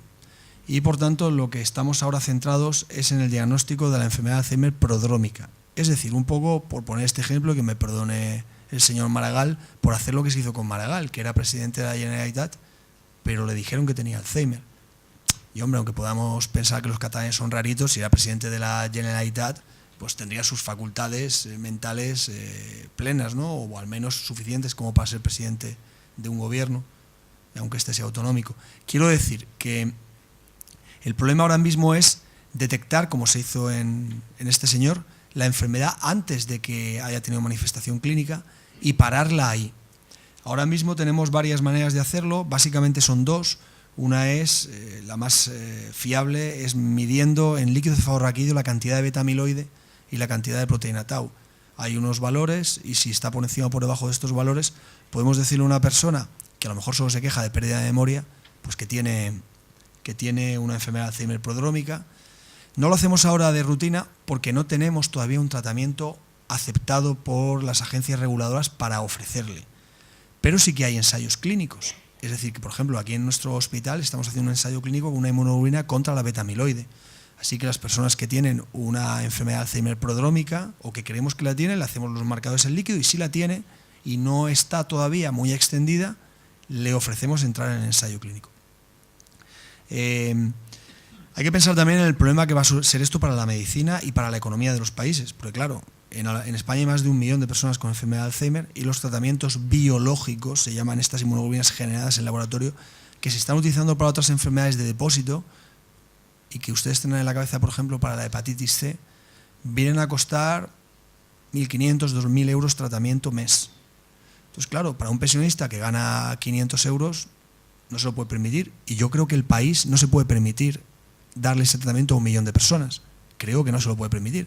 Entonces, pues habrá que seleccionar mucho los pacientes o conseguir que los tratamientos sean más asequibles. Pero este es un tema de discusión amplia que quizá no toca hoy, en el que tengo una opinión formada y que quizá tampoco sea agradable de oír, pero que va a llegar a la esfera pública en los próximos años, fundamentalmente por eso. En el momento que aparezca un tratamiento biológico para una enfermedad no como la hepatitis C, que es de 100.000 personas, sino para una enfermedad como puede ser la enfermedad de Alzheimer, que es de 2 millones de personas. Pero vaya, la respuesta es sí. Creo que habrá tratamiento antes de 10 años. Y si usted lo está diciendo que tiene algún familiar ya afectado, a esa persona es poco probable que le valga. Porque si ya sabemos que está afectado, no le valdrá. No le valdrá. Tendrá que ser el diagnóstico precoz, cuando empiecen con los primeros síntomas.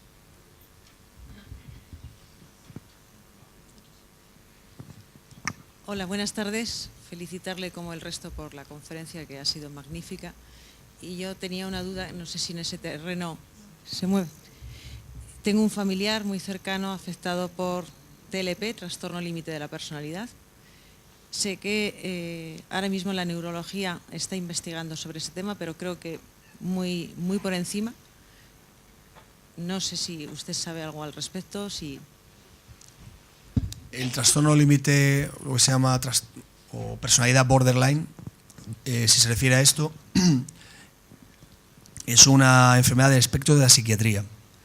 Si ahora yo digo lo que creo que muchas de las enfermedades que actualmente son espectro de la psiquiatría, igual que he dicho que dentro de 10 años habrá tratamiento para la enfermedad de Alzheimer, creo que dentro de, no sé si 10 años o 50, estarán bajo el ámbito de la neurología. ¿Por qué? Porque se demostrará que se deben a una lesión concreta en una zona del cerebro o a un defecto de neurotransmisión, como por ejemplo el que sucede en la enfermedad de Parkinson, donde el neurotransmisor, la dopamina que falta, actúa a nivel motor y nadie ha discutido nunca que esto es una enfermedad del neurólogo. Si la dopamina que falta o que sobra actúa a nivel frontal, provocará un Phineas Gage, un señor con comportamiento anómalo. Y entonces también sería del ámbito de la neurología, y sin embargo estos pacientes lo ven los psiquiatras. ¿Hay algún experimento, iba a decir, algún paciente en el que se ha utilizado la cirugía de estimulación profunda para tratar su trastorno borderline de la personalidad? Y me consta que con éxito, es lo que se ha publicado. Pasa siempre lo mismo en estas cosas, que es suficientemente grave esta enfermedad como para someter al paciente a una cirugía que atraviesa el cráneo. Está suficientemente probado. Es el último frontera. Nosotros no operamos pacientes de Parkinson, salvo que cumplan unos criterios muy estrictos, muy estrictos. Entre otras cosas, tienen que cumplir uno de los criterios, es que no tengan trastorno psiquiátrico. ¿Por qué? Porque cuando tú ofreces un tratamiento complejo a una persona con un trastorno psiquiátrico, muchas veces no es capaz de medir exactamente si le ha ido bien o le ha ido mal, porque como tiene un trastorno psiquiátrico no son buenos pacientes para esto. Y cuando se intenta demostrar, tal y como lo piden ahora las agencias reguladoras, que un tratamiento o una técnica es eficaz, necesitas seleccionar siempre los pacientes peritas en dulce, es decir, aquellos donde no va a haber distorsiones. Por tanto, la psiquiatría siempre va al final de todo esto. Pero bueno, a lo que yo entiendo, y no soy psiquiatra, tampoco se trata de una enfermedad demasiado grave o de un trastorno psiquiátrico de los más graves, como puede ser una depresión mayor, una esquizofrenia, una psicosis maníaco-depresiva.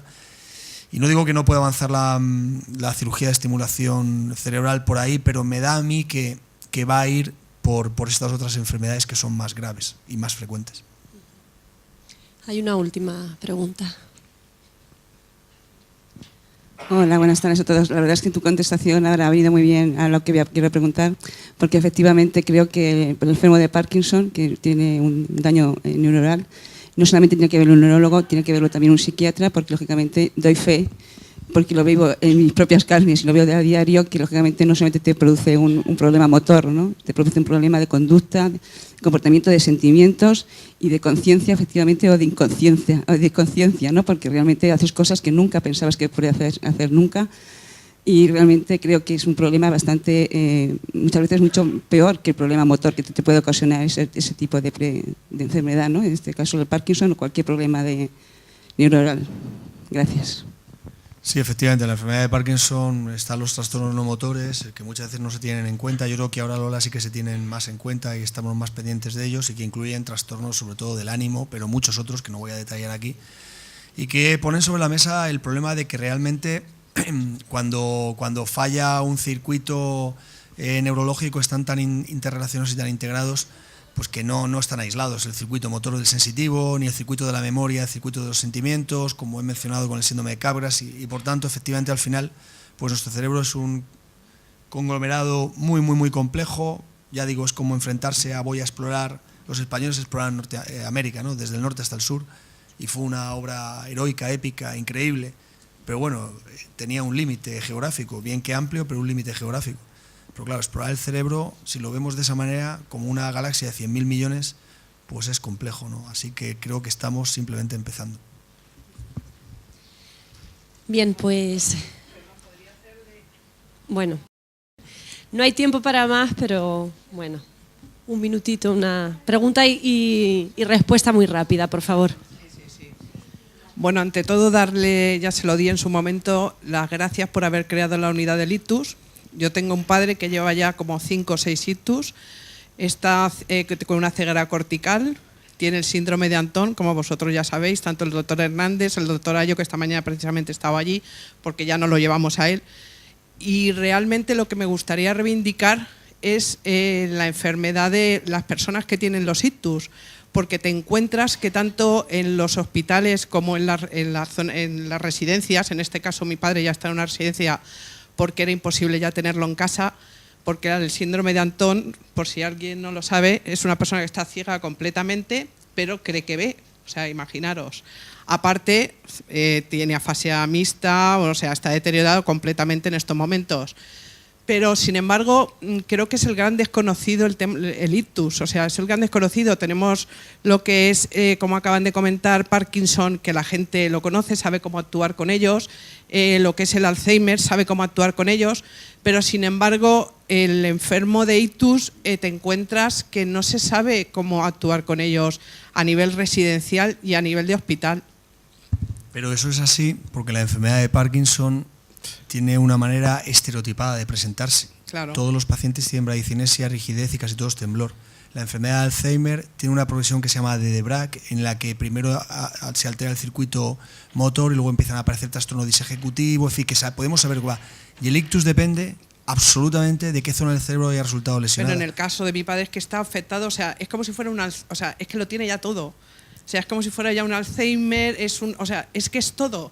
Entonces resulta que luego te encuentras que no saben realmente cómo atenderlos. Ojo, y hablo de hospitales, no hablo de los hospitales de pueblos, entre comillas, tanto en este caso hablo de Almansa, que es donde estaba mi padre, que de hecho entró con un ictus en el que no se lo detectaron allí, por eso no llegamos a las 3 horas inmediatas, pero que no saben cómo tratarlo. Los llevas a las residencias y tienes que estar muy pendiente de ellos, porque no saben cómo lo que hacer. En este caso tienen que estar sujetados, porque claro, creen que ven en el caso de él. O sea, yo reivindico sobre todo que se den también más formación a los médicos de familia, o sea, a los médicos que en un momento dado son los receptores de esos enfermos, y que se pueda actuar rápidamente con ellos, porque creo que mi padre en este caso fue un fallo de detección, porque tenía, vamos, las causas totalmente de libro. Luego ya no ha habido remedio y ha ido uno tras otro. Tenemos la gran suerte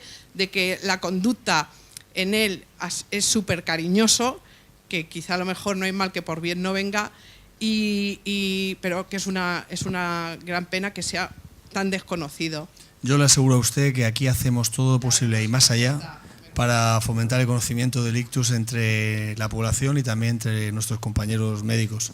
Lo que pasa es que a veces las manifestaciones son tan poco frecuentes como el síndrome de Anton o el síndrome de Balin o la ceguera cortical en suma, que es muy difícil que un médico generalista vaya a ver ni un solo caso de estos en su vida. Entonces, claro, pedirle formación específica sobre este tema al corpus médico en general, pues es complicado. Se la podemos dar o la pueden tener, y los programas de formación de médicos de familia lo saben, sobre enfermedad de Parkinson, sobre enfermedad de Alzheimer, como la tienen que tener también, usted piénselo, sobre todas las cardiopatías, las enfermedades del pulmón, las enfermedades del tubo digestivo. Es que claro, yo creo que aunque tengamos 100.000 millones de neuronas, nuestro cerebro o nuestra capacidad es la que es, probablemente está mal aprovechada, y yo reivindico a mis compañeros de medicina de familia y al sistema en general de Código Ictus aquí en Castilla-La Mancha y en Albacete en particular, que está medido como uno de los mejores del país. Muchísimas gracias.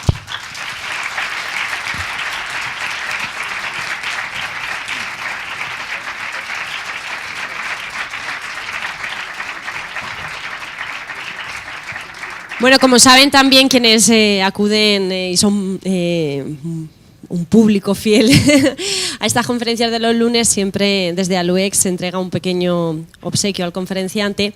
En esta ocasión queremos que sea Tita, por favor, acompáñanos. Decía que, bueno, había un ejemplo claro de algunas de las cualidades que tenía nuestro conferenciante de hoy y quizá, no, seguro, las ha heredado ya de su madre, que es ella.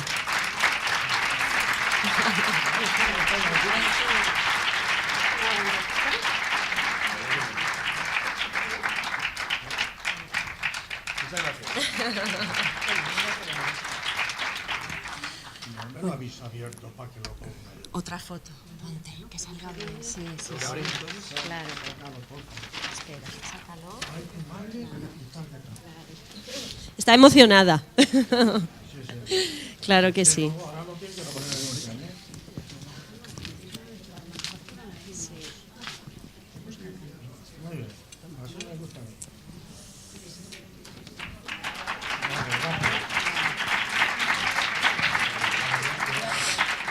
Próxima conferencia, lunes, 6:30 de la tarde, aquí como siempre en Diputación Provincial de Albacete. En este caso nos acompañará otro doctor, Jorge Laborda, doctor catedrático en Bioquímica y Biología Molecular, y nos hablará también con un título muy interesante, Homeopatía, ¿por qué no funciona en el mundo real y sí en el imaginario? Hasta el próximo lunes. Gracias.